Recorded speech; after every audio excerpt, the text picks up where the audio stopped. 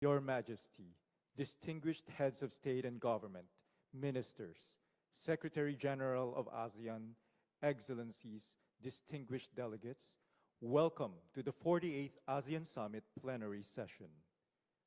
I now have the honor to invite His Excellency Ferdinand R. Marcos Jr., President of the Republic of the Philippines and Chair of ASEAN, to deliver his opening remarks. Your Majesty, Excellencies, distinguished colleagues, my ASEAN brothers and sisters, good morning. It is my pleasure to welcome you to the 48th ASEAN Summit plenary. I also take the opportunity to congratulate His Excellency Prime Minister Lee Min-hoon on his election as Prime Minister of the Socialist Republic of Vietnam and warmly welcome him to the ASEAN Summit. I also wish to extend my warmest congratulations to His Excellency Sonsei Sipandon on his re-election as Prime Minister of the Lao People's Democratic Republic. And in the same spirit, let me likewise extend my warmest congratulations to His Excellency Mr. Anutin Chanvirakul on his re-election as Prime Minister of the Kingdom of Thailand. We meet at a defining moment for our region and the global community. The international geopolitical landscape continues to be marked by uncertainty and heightened geopolitical tensions, particularly by the grave situation in the Middle East. ASEAN has expressed serious concern over the escalation of conflict due to the preemptive attacks initiated by Israel and the United States against the Islamic Republic of Iran on February 28, 2026, and the subsequent retaliatory attacks by Iran against several countries in the region.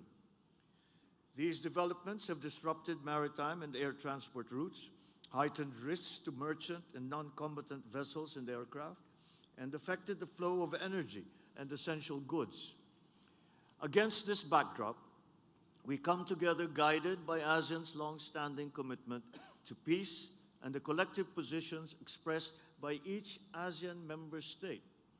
The immediate cessation of hostilities, the peaceful settlement of disputes, the protection of civilians and civilian infrastructure, and the restoration of safe, unimpeded, and continuous transit passage in the Strait of Hormuz. For ASEAN, these challenges are deeply felt by our people through higher living costs, supply disruptions, threatened livelihoods, economic strain, growing vulnerability, both in our homelands and amongst our nationals in the Middle East. It is a stark reminder that in an increasingly uncertain world, we call for our collective action, and it has never been more urgent. So we must continue to uphold the principles of ASEAN centrality and solidarity and pursue practical cooperation. For this, I thank you for answering the call, underscoring the importance and urgency of convening at this time. It is in this spirit that we gather today to pursue concrete outcomes and forge a collective path with particular focus on three urgent and interrelated priorities. First, we must ensure regional energy security and resilience.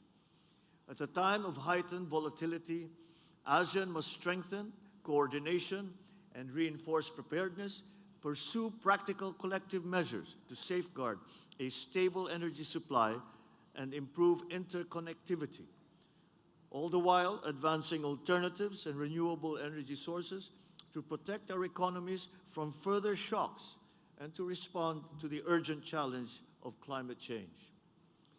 In this effort, we must also harness innovation, including inclusive and responsible applications of artificial intelligence to improve energy forecasting, strengthen grid management and system flexibility, and support the clean energy transition. Second, we must work together to stabilize food security. Disruptions in trade and transport stemming from the closure of the Strait of Hormuz quickly affected food prices and supply, especially fertilizers, and subsequently the welfare of our peoples. Our task is to ensure that ASEAN remains responsive to strengthen and expand intra-ASEAN trade and build the capacities to safeguard and fortify our food systems across the region. Digital innovation can help us anticipate shortages, improve agricultural productivity, and support responsive decision-making so that our peoples in vulnerable situations are better protected. Third, we must uphold the safety of ASEAN nationals. In moments of crisis, ASEAN solidarity must be measured by our ability to act in concert to safeguard our peoples wherever they may be. This means strengthening early warning systems, enhancing consular coordination, and ensuring the timely delivery of assistance through the prudent use of new technologies, including exploring how AI-enabled tools may advance our priorities, anchored in human judgment and international law.